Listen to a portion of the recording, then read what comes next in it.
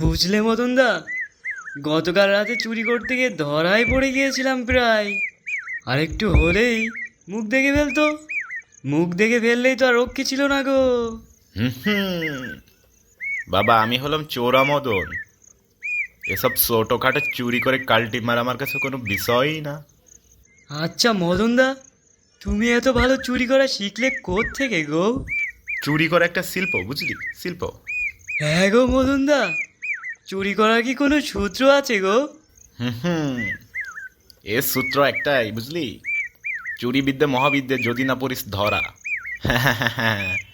কিন্তু এর ভেতরে একটা কথা আছে, যেদিন ধরা পড়বি না সেদিন কোনো সূত্র আর কাজে আসবে না। বলি মদন দা, আমাকে তোমার সাকরেত করে নাও না।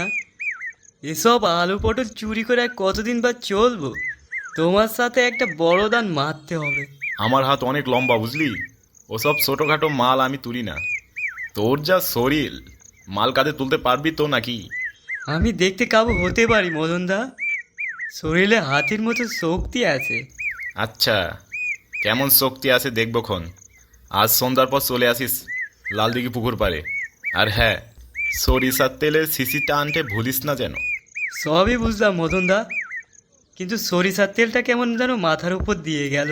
ওরে মূর্খ, সারা জীবন তো আলু পটল চুরি করেছিস, সরিষার তেলের মর্ম তুই কি করে বুঝবি? হ্যাঁ শোন, সরিষার তেল মাখলে তোকে যতই চাপটে ধরুক না কেন, আটকানোর সাধ্য কারো হবে না। হ্যাঁ হ্যাঁ। দাদা তুমি গুরু, তোমার পায়ে সেলাম। এখন আমি গেলাম।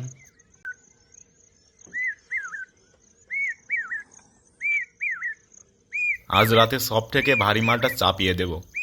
পাবলিকের হাতে পড়লে না সন্দকাটা বেরিয়ে যাবে একদম।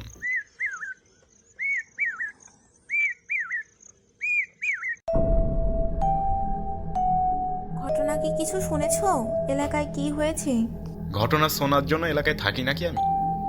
আমি তো সবসময় দিঘির পাড়ে শুয়ে থাকি। কি, তুমি ওই দিঘির পাড়ে শুয়ে থাকো? তুমি জানো না দিঘির পাশের পুরনো বাড়িটায় ভূত আছে? ওসব গুজবে কান দিও না তো গিন্নি। ওটা আমার আস্তানা। ওখানে যদি ভূত থাকে তাহলে আমি ভূত ছাড়ানো ওঝা, বুঝলে? হে হে। আমার সাথে মশকরা করা হচ্ছে? বেশি পাকামো করলে পিঠে গরম খুন্তির শেক দিয়ে দেব, দেখো কেমন মজা লাগে। গিন্নি, তুমি একটু বসো, আমি স্যাপ্ট করে রাস্তা থেকে একটু ঘুরে আসি। এই যাব আর আসবো। তুমি রোজ রাতের বেলা কোথায় যাও বলো তো? হাঁটতে যাই গো গিন্নি, হাঁটতে যাই। না হাঁটলে খাবারটা কেমন জানি হজমই হতে চায় না, সারাক্ষণ শুধু গুড়গুড় গুড়গুড় করে। আর শোনো গিন্নি, তুমি ঘুমিয়ে যাও, আমি টুকুস করে এসে কুটুস করে ঘুমিয়ে পড়বো। এই রোজ রোজ তোমার ঢং দেখে বাঁচি না। আর শোনো, গ্রামের চোরের উদ্ভব বেড়েছে। চোর ভেবে তোমাকে যদি ধরে পেটায় না, তাহলে কিন্তু মান সম্মানটাই হারাবে। শোনো গিন্নি, এ গায়ে সবাই জানে সারাদিন আমি পুকুর পাড়ে শুয়ে থাকি। আমার মতো অলস এ গায়ে একটাও নেই। কেউ বিশ্বাসই করবে না যে চুরি করে মদন এত ভারী ভারী মাল সরাবে। চুরি করলেও তো সহ্য হতো, কিন্তু ওটা করা তো তোমার মুরদ নেই।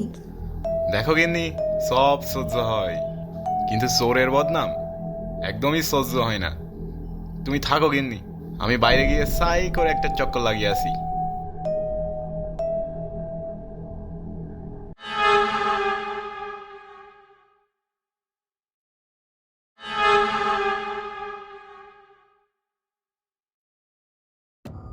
দাদা তোমার পায়ে ধুরি দেওয়ার সময় হলো।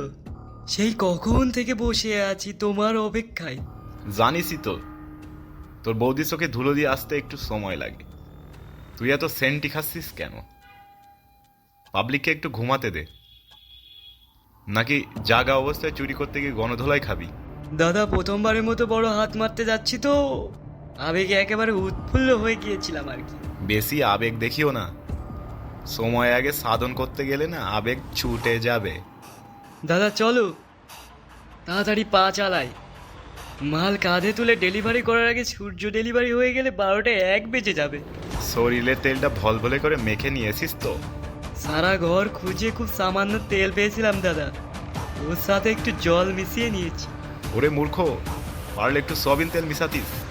চল, আর সময় নষ্ট করিস না, চট করে গিয়ে ফট করে সব লুটে নি।